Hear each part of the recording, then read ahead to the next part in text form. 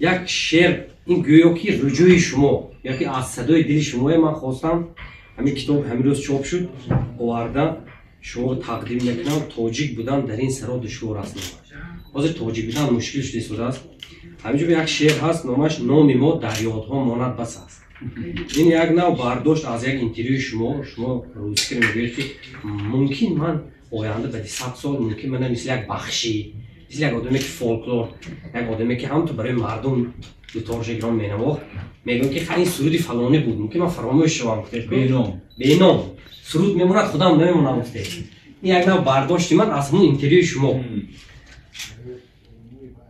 روز ما را خلق میداند بس است، درد ما را خلق میخواند بس است.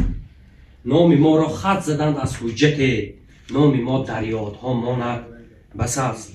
مادری تاجیک طفل خویش را هر شب با الله خواباند بس است. عشق ورزد عاشق گر با سرود یا غبار خاطر افشاند بس است. با سرود و ساز ما هم آدمی دل و درد از سینه‌اش راند بس است. چنگ ما فرهنگ ما آهنگ ماست، ساز ما را خلق میداند بس است. این شما استاد رحمت تبریک برای برآمدن این کتابتون. تبریک سلامت شد. اینجا یک باب علاوه بدخشان نامه هست بعد میخونید. من درد و داغ‌های بدخشانم یک باب علاوه بخشیدگی است. تشکر. شما افتخار ما خدا عمرتون را دراز کنه.